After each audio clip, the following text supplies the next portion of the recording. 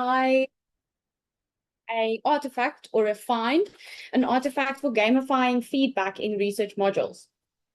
So to give you some context on what you can expect for the presentation, I'll give a brief background and context. I'll go into the theoretical grounding of the design of the artifact. Then I'll move over to design-based research, which is the methodology followed, and then to the more exciting things, which is the design process that was executed, as well as the artifact that was developed at the end of the day.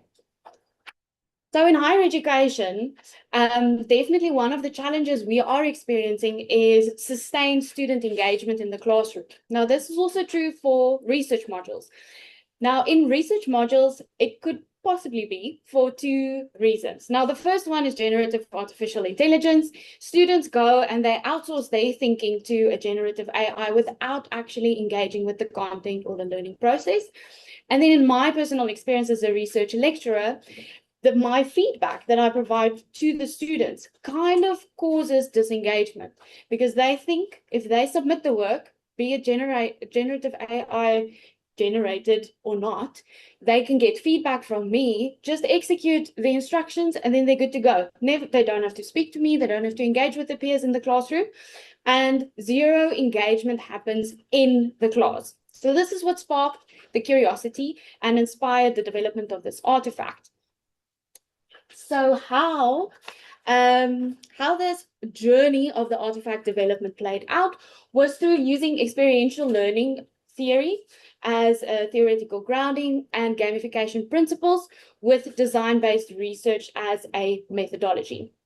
So with regards to experiential learning theory, I specifically considered John Dewey's perspective on it, where he says learning happens when students are actively engaged and involved in experiences that are meaningful.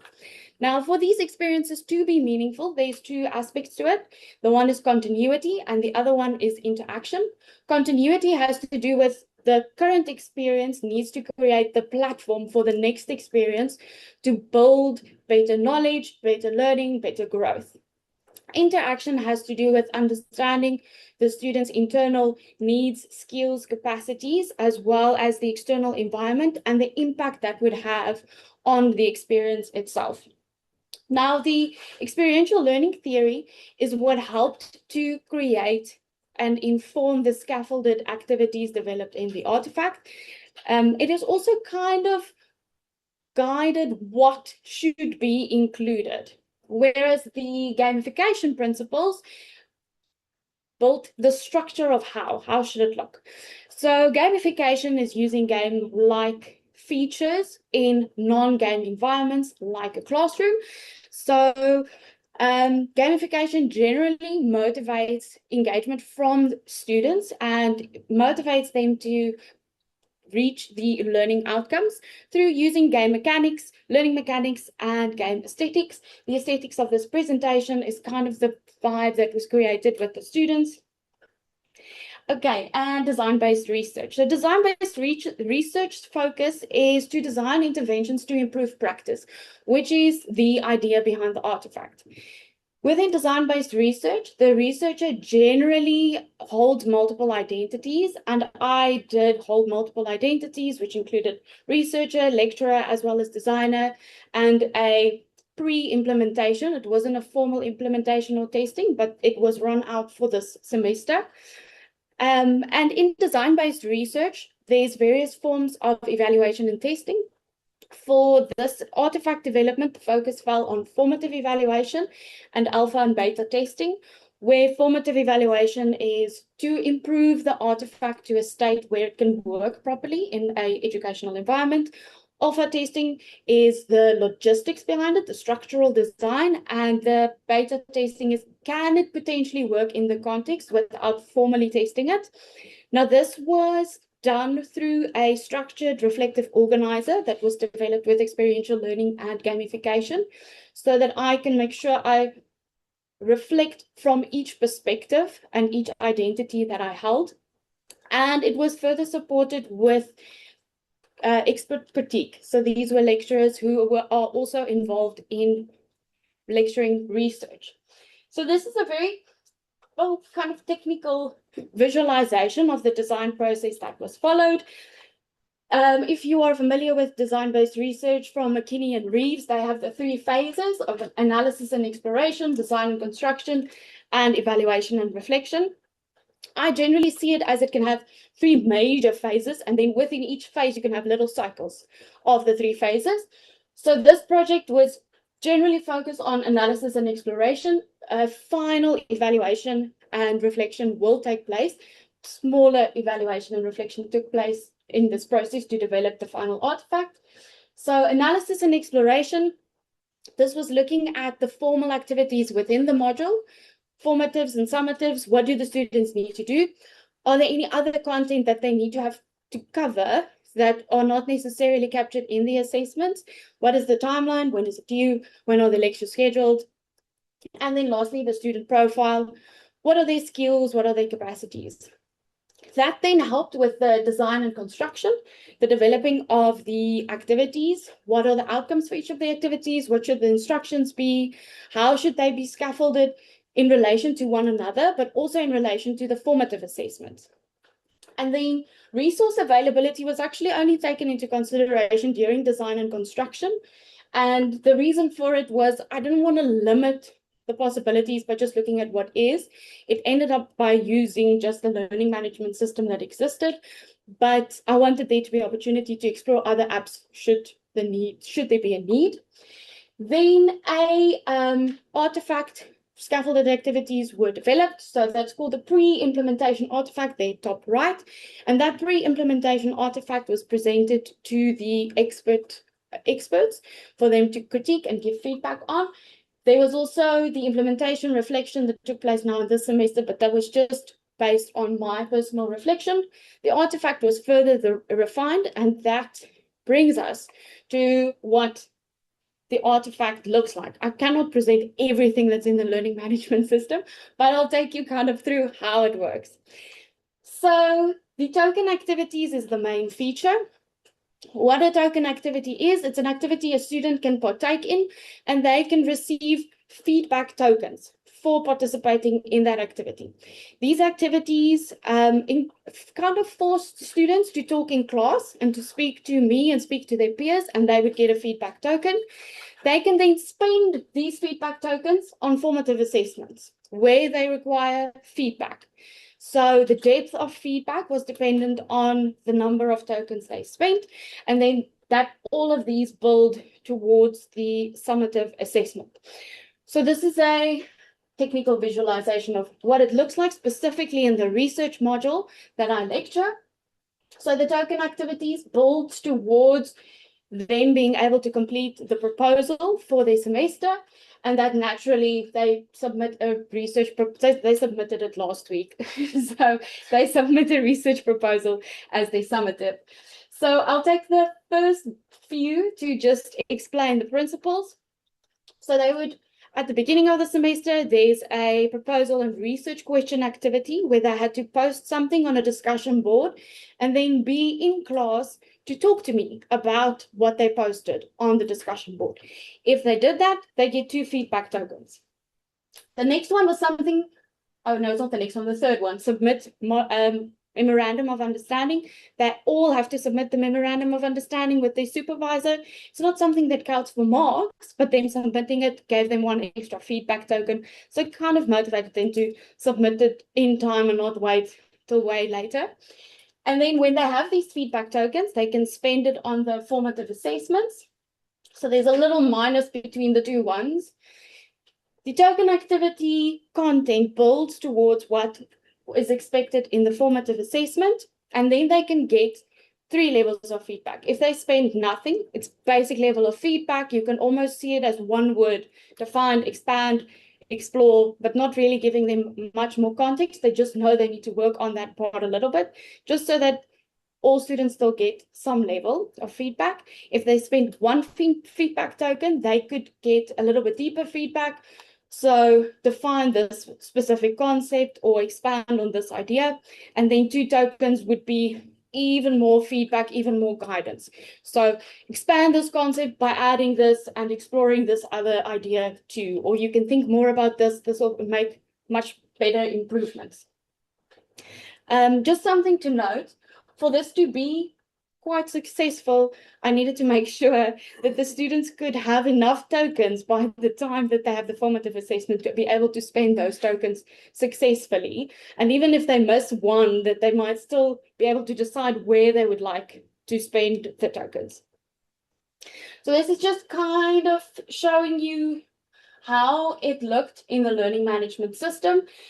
The reason for staying within the learning management system was when I engaged with the experts who also lecture research, they just said, because we know all students are in the learning management system already, we know access isn't a problem. The moment we use external apps or someone needs to go somewhere else, everybody gets a little bit confused. So staying within the learning management system made sense. So the token activities would be the first start. That's just the banner that was used on the page. There it was explained to students how these token activities work, what are the different feedback levels, what can you do with it, what can't you do with it. You can't buy more feedback for the summative assessment as an example. If there were assessments within the module that maybe would have you couldn't get feedback for, that would probably be included in that discussion. So they are on the right-hand side is basic feedback, mid-level feedback, and in-depth feedback. Then in the master researcher feedback, that's where they could then, for the formatives, exchange the tokens for deeper levels of feedback. How this was managed, because that was naturally also a challenge, is, okay, now you're giving tokens. I actually thought maybe one day I'll do like poker chips. We'll physically give it to them and they must physically give it to me. Then it forces them more to be there in person. But it was managed through the grades in the learning management system. So each activity counted a certain number of points, which was either 1 or 2. And if the student submitted and engaged in class while they were busy, I would give them their 2. There would then be a total column for the total tokens they have received over the semester, and it will be running throughout the semester. And when I was marking and providing feedback, they would state to me they want to use 1 feedback token or 2 feedback tokens within the little note box, and I would then deduct it. So there was a calculated column that would then take total feedback tokens minus the tokens spent. Interesting thing that did happen is some students started negotiating with me. I didn't actually expect them to do that, but I would get messages that said, "Ma'am, I'll do some extra work and now please spend 2 tokens for deeper levels of feedback," which is actually exactly what you want. You want them to be thinking about working and engaging with you and chatting to their peers. So I tried to summarize the artifact into something that might be usable in other modules. Naturally, it's quite easy to transfer to any research-related module because research kind of follows the same process. But any module where you are building towards a summative project, can actually easily work towards that, because usually your assessments before the summative would then kind of build onto one another, and then you can have your token activities that exist before the formative assessment. So the rules would be that the token activities can be multiple scaffolded activities, scaffolded across the semester. The type of activity should encourage engagement in some way, shape, or form. For me, we have smaller classrooms, so it was quite easy to do that within a classroom space and force them to engage there. But naturally, bigger classrooms, maybe discussion boards and comments and replies could be something that can mean that they get more feedback tokens if they do engage more. Then they earn tokens for engagement. Oh, and I made a little note about token calculation. Then these token activities build toward the formative assessment. These assessments were also scaffolded. The token activities support the formative assessments. And I think the important part for this artifact to be successful is that feedback is required on that formative assessment, because why else would a student want to engage with the token activities to get feedback tokens to then exchange it for nothing? So from the lecturing perspective, it was quite important that when a student spends 2 tokens, feedback tokens, to get the deeper levels of feedback, that I actually provide them with some valuable feedback. And then the summative assessment, so one assessment at the end, all these activities built towards that assessment. Cool, I am at my summary. So great. So as a summary, naturally, the semester has now come to an end. There's definitely some further refinement that I would like to do before the formal first implementation and testing. And there's actually a lot of our experts said they would love to be part of a formal testing and try this out in a space where we get feedback from both the students and the lecturers, and maybe even across faculties.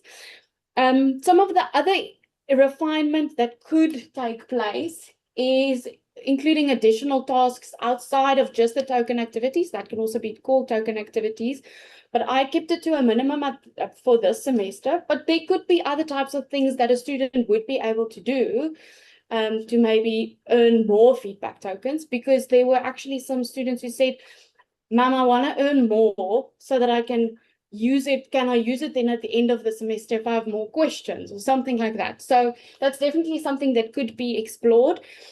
There's also a possibility of gifting tokens. In some games, you can give your partner lives, additional lives. So maybe then when you have additional tasks, you can actually give some tokens to a friend.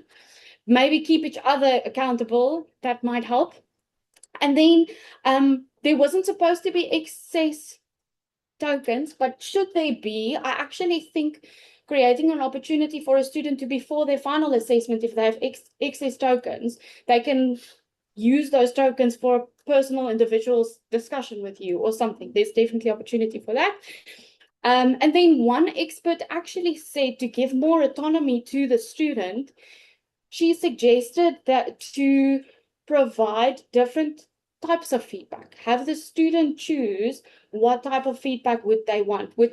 She specifically referred to questions. Would they rather want the feedback to be question-based, or would they want guidance or anything like that? So that's something that can definitely be explored. And then I've referred to the formal implementation and testing that should take place.